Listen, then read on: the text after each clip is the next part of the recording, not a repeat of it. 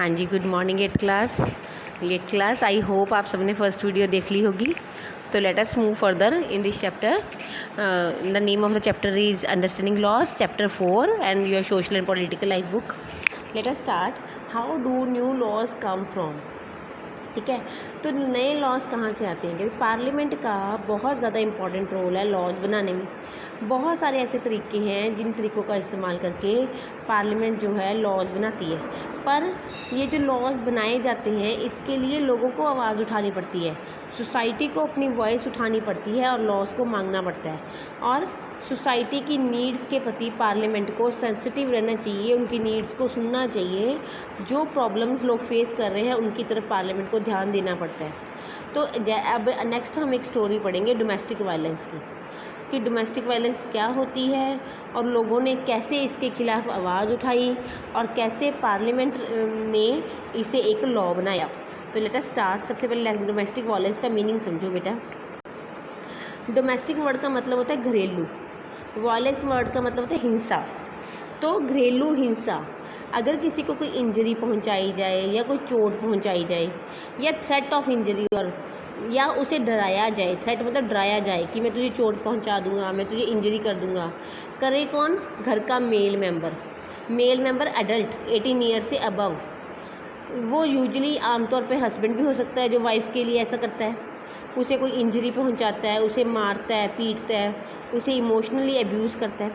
ठीक है, और उसे वर्बली गालियाँ निकालना, या इकोनॉमिक अब्यूज़ मतलब उसको कोई पैसे ना देना घर चलाने के लिए। तो इस तरह की सारी चीज़ों को हम डोमेस्टिक वायलेंस कहेंगे। तो इस चीज़ के लिए वुमेंस को इस डोमेस्टिक वायलेंस से बचाने के लिए एक लॉ पास हुआ, जो लॉ पास हुआ ईयर 2005 में। ठीक है, तो इसमें जब लॉ पास हुआ तो इस लॉ में एक ये भी चीज़ थी कि जो भी वुमेन घर में रहने का भी वुमेन को पूरा अधिकार दिया जाए। जैसे कि ये होता है ना कि ओल्ड एज में बच्चे डॉटर इन लॉ, बेटा घर से निकाल देते हैं, तो उस चीज़ के लिए भी ये बिल है कि वो उनको शेयर करना होगा हाउस होल्ड, वो उसे घर से नहीं निकाल सकते। नेक्स्ट, ये आपको स्टोरी की फॉर्म में दिया हुआ है, तो मैं आपको स्टोरी की फॉर्म में नहीं बता रही, मैं आपको सिंपली बताती हूँ। आप ये स्टोरी की फॉर्म में खुद से पढ़ना, पहले मेरा सुन लो फिर इस स्टोरी को आप रीड करना, तो आपको ये सारी स्टोरी समझ आ जाएगी। बस जस्ट वेट करो, मैं आपको अभी बताती हूँ। स्टूडेंट्स देखो कि थ्रू आउट द 1990s 1990 के दौरान एक न्यू लॉ, सिविल लॉ की डिमांड शुरू हो गई। वो लॉ की डिमांड थी डोमेस्टिक वायलेंस के खिलाफ, कि जो घरेलू हिंसा होती है उसके लिए 1990 में एक न्यू लॉ बनाया जाए। इसके लिए अलग अलग फॉरम से अलग अलग तरह के लोगों ने वॉइस रेज करनी शुरू कर दी। वुमेन्स चाहती थी, औरतें चाहती थी कि उनको प्रोटेक्शन दी जाए, उनको मारा ना जाए, उनको एक ही घर में रहने दिया जाए और उनको मॉनेटरी रिलीफ, पैसे भी दिए जाएं घर चलाने के लिए। तो ये वुमेन्स की डिमांड थी। फिर ये सारा प्रोसेस कैसे चला? 1999 में लॉयर्स कलेक्टिव, ये एक ग्रुप का नाम है जो लॉयर्स का ग्रुप था, वकीलों का एक ग्रुप था जिसका नाम था लॉयर्स कलेक्टिव। और जो इसमें लॉ स्टूडेंट्स भी थे और कुछ एक्टिविस्ट्स भी थे जो कि समाज के लिए कुछ करने के लिए आगे आने वाले लोग होते हैं। उन लोगों ने नेशनल वाइड कंसल्टेशन की, पूरे नेशन में उन्होंने कंसल्ट किया, अलग अलग तरह के लोगों से पूछा और उसके बाद उन्होंने एक बिल तैयार किया जिसका नाम था डोमेस्टिक वायलेंस बिल। यानी की ड्राफ्टिंग का मतलब होता है कि जैसे सारा कुछ लिख के रेडी कर लेना कि अगर कोई मारे तो उसको ये पनिशमेंट हो, अगर कोई अब्यूज़ करे तो ये पनिशमेंट होनी चाहिए। इस तरह से उन्होंने सारा तैयार कर लिया। फिर उन्होंने उस ड्राफ्ट को वाइडली सर्कुलेट किया, मतलब कि इंडिया में सारे जगह जगह लोगों को पढ़ाया और लोगों की राय ली। सब लोगों ने इस ड्राफ्टिंग डोमेस्टिक वायलेंस बिल के बारे में पढ़ा। उसके बाद इस बिल को इंट्रोड्यूस किया गया पार्लियामेंट में। ये जो बिल लॉयर्स ने बनाया ये 2002 में पार्लियामेंट में इंट्रोड्यूस हुआ और पार्लियामेंट ने इस बिल को पास भी कर दिया। यहाँ पे इस बात की तरफ बहुत ज़्यादा ध्यान दो बच्चे कि जो बिल पास हुआ उसमें वो सारी बातें नहीं लिखी थी जिन बातों को वुमेन्स ने मांगा था। तो सरकारें अक्सर ऐसा करती हैं, जब कोई बिल आता है तो उसमें कुछ और होता है और जब वो पास होता है तो उसमें काफ़ी चीज़ों को हेर फेर कर दी जाती है, गवर्नमेंट अपने हिसाब से हेर फेर कर देती है।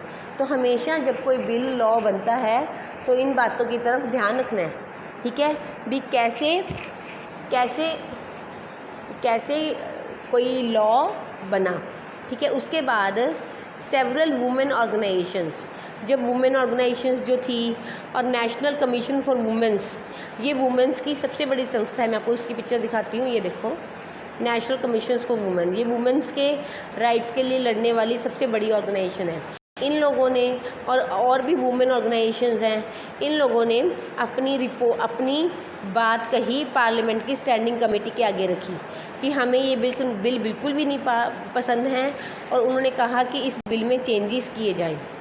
तो तब the definition of domestic violence, और उन्होंने ये भी कहा कि डोमेस्टिक वायलेंस की डेफिनेशन भी चेंज की जाए।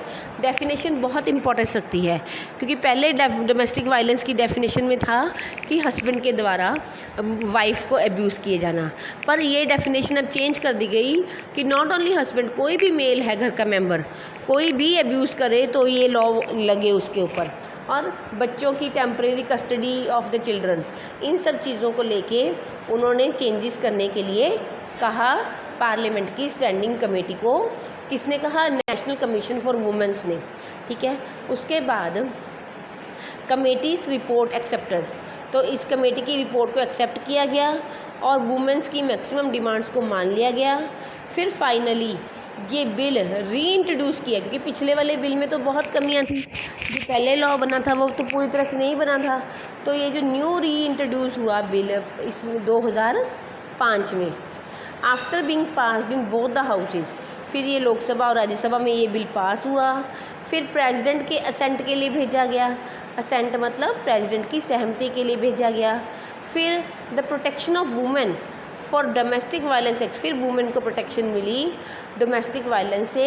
2006 में ये है राइट पास हुआ। देखो कहाँ से जर्नी चली है, 19 देखिए बहुत ज़्यादा लंबा जर्नी चली, फिर कहीं जाके ये बिल लॉ बना, ठीक है।